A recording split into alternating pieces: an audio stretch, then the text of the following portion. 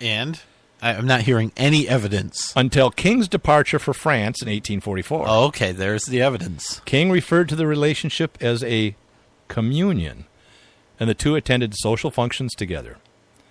In May 1844, Buchanan wrote to a female friend, "I am now solitary and alone, having no companion in the house with me. I have gone a-wooing to several gentlemen, but have not succeeded with any one of them. I feel that it is not good for men to be alone, and I should not be astonished to find myself married to some old maid who can nurse me when I'm sick, provide good dinners for me when I am well, and not expect from me any very ardent or romantic affection." So what do you think? Gay. Yeah, or asexual, perhaps. Yeah, maybe. Maybe, I don't know. Moving on. Yeah. I had something to say, but you interrupted me. Which is good. I don't remember now. I don't know.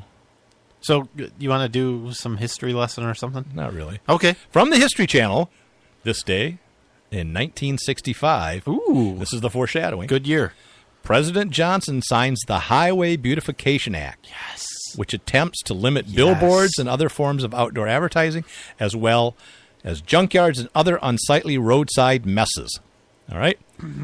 The act also encouraged scenic enhancement by funding, this is your alley, art and stuff, by funding local efforts to clean up the landscape and create green spaces on both sides of the highway, right? And this was Lady Bird's project, really. He said, "Beauty belongs to all the people, and so long as I am president," which wasn't long, "what has been divinely given to nature will not be taken away recklessly by man." Many urban activists were for it, but unfortunately, many business groups, polluters, and advertisers were not. Oh, polluters? Right. This was the History Channel, right? Which has a slant, but okay. Was it the polluter lobbyists were out there? Well, actually, the big were the Outdoor Advertising Association of America. Oh, sure. They watered down the You mean bill. the capitalists? So what I want why I said we could discuss this is, what are your thoughts? Should billboards be, banned? No.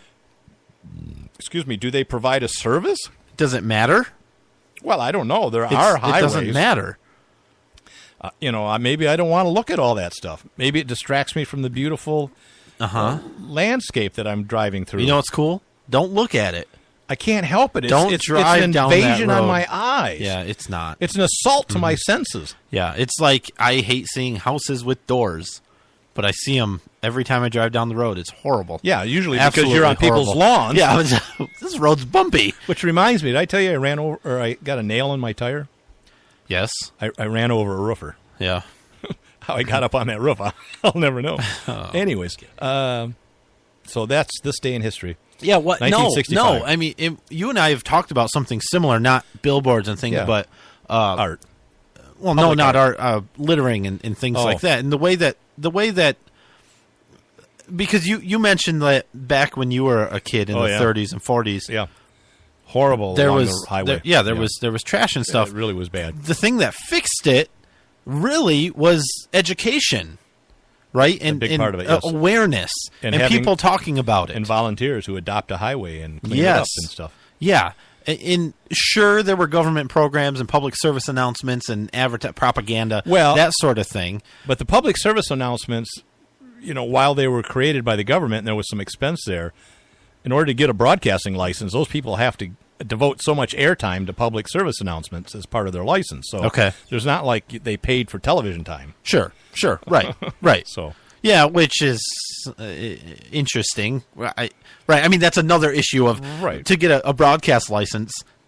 Why do you have to get a broadcast license? That's the other right. thing, I mean, that's going down a whole nother path. But I mean, I guess my point is, if people didn't want to see billboards, there wouldn't be billboards. Well, right? If people didn't react in a positive way to billboards, there wouldn't be billboards. All right, well, let's get to the point. Like, have you been to Las Vegas? No. On the Strip? I have not. It's if you have epilepsy or are prone to seizures, you're going to die. And do you want the highways to look like neon jungles at night, like Las Vegas? Are you telling me that LBJ's law is the reason it doesn't? because that's absurd. Because almost all of the billboards are on private property, right? Right, and so are owned by private corporations. So is all the lights. Yeah, and absolutely, signs in Las Vegas. and it's in a place where that sort of thing is appropriate and works, right? Because there's so much there to advertise. But you're driving down I-75 in northern Michigan, there isn't, and that sort of thing wouldn't be. There wouldn't be an economical benefit for corporations or for businesses or whoever to have that sort of thing along the highway. Right, that's the problem, is they tend to be all cluttered around large metropolitan areas that have a where population. there's stuff right. that needs to be advertised. It makes sense. It's all economics. Well, for the advertiser, but should they be allowed? Yes. Okay. They're all on private. Well, I don't know if all of them.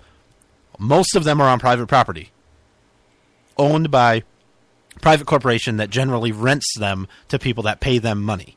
Yeah, I wonder if there's some would be on the highway department property or so. Maybe, I don't know. maybe. But they probably either put up their own signs or rent them out, for a profit or whatever, that sort of thing. I don't think. I got to think the big billboards are on private property because they're quite a ways away from the road. And they're all ran by Lamar and CBS and Adams, at least here in this. Yeah, area. right. That they're the companies that sell them. They make the banners. They put the banners up. Whatever they do, they're the companies that monopolize the industry. Yes, those three companies monopolize. I'm sure there's more. Okay, if there's two, it's not a monopoly. What are you saying? I'm saying you're wrong. Are you saying I don't know what a monopoly is? Yes, that's pretty much what I'm saying. Okay. So that was fun history. Let's move on. Okay. Big news, by the way. Big news boy. because today there was 7 hours of Yeah. Benghazi testimony or hearing with Hillary Clinton there. The big news that came out today, Paul Ryan is going to run for Speaker of the House. I'm thinking he's going to get it because he fits right in, right? I don't want to plug our biggest competitor, but Glenn Beck was not happy with that. He hates Ryan. He hates the Republican Party. So does Gun Owners of America. Right. And well, NRA doesn't. They like him. He's but I mean, wishy-washy. Yeah. Well, he voted for stimulus. He voted for the Patriot Act, right? He voted for Medicare Part D. He voted for the CISPA, the consumer whatever. Almost sounds like a rhino. To protect the children, right?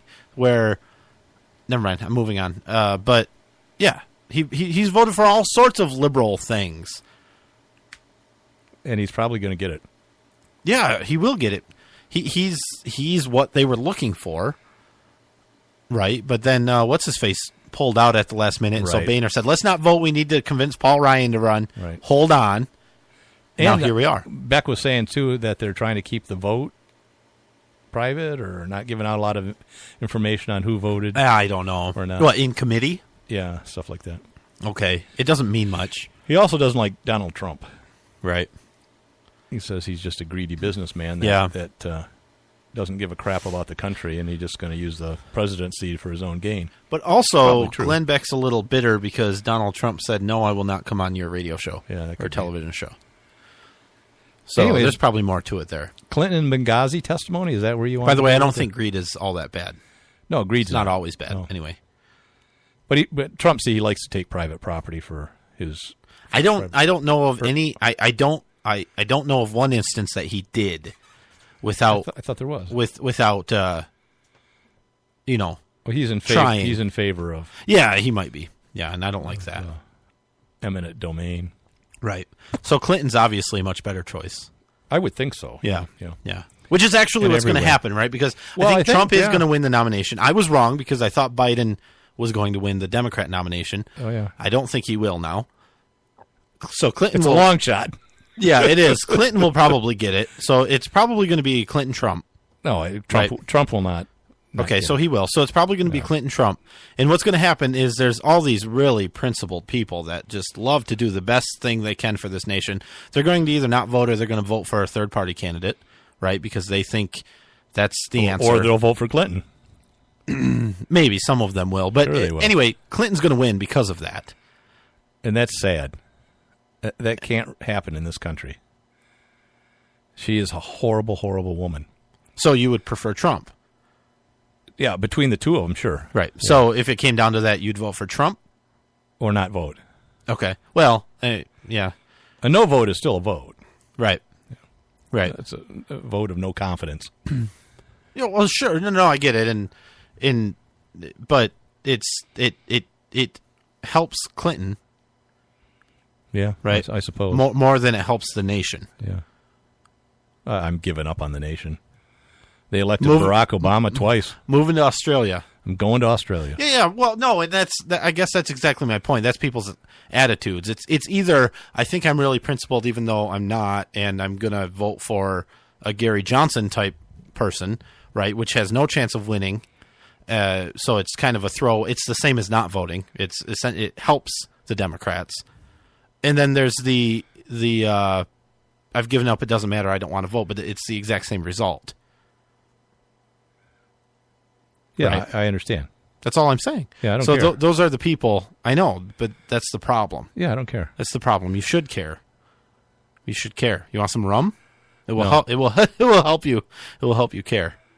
They say ignorance and apathy is part of the problems. I don't know, and I don't care. Yeah. If it does. Okay. If it is. Clever.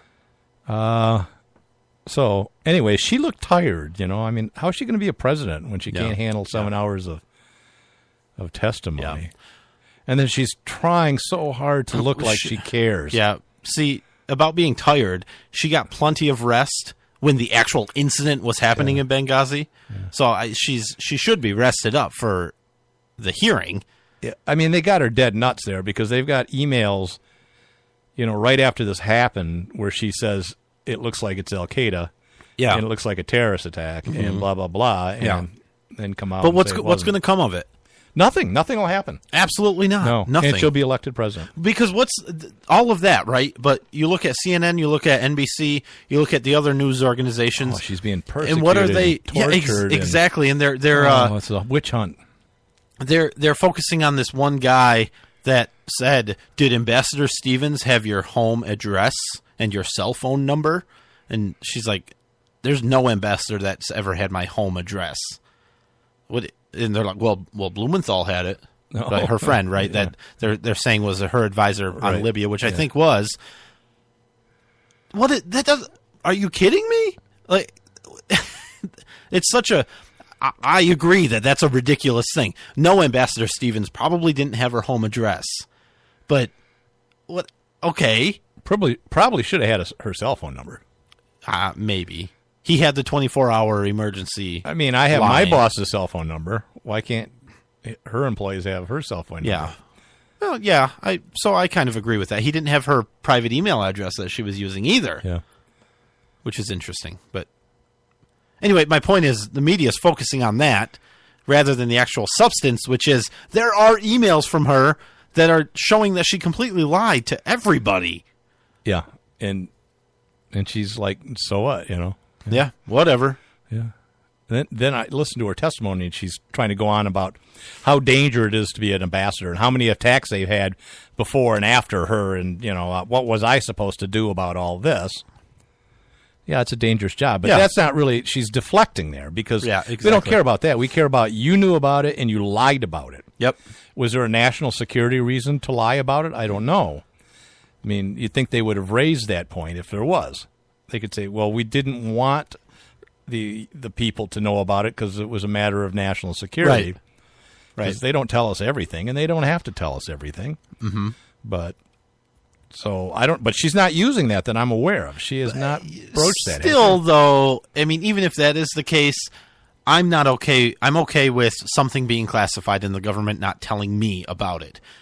Sometimes. I'm not okay with something being classified, so the response is to pin it on one person who made a terrible YouTube video, right? Which is really what they did. Well, even if they claimed it was classified, they said this video is what caused the death. That's part of the spy game and the intelligence game and misdirect and deflect and. I'm not okay with it, is what I'm saying. If he was a spy or something and he got wrapped up in this. Okay, fine, but he was just some idiot that made a really terrible video. Yeah. Well, we'll see. There's going to be more tomorrow. Do you want to talk about the Associated Student Body. Yes, I do. October 9th, I guess.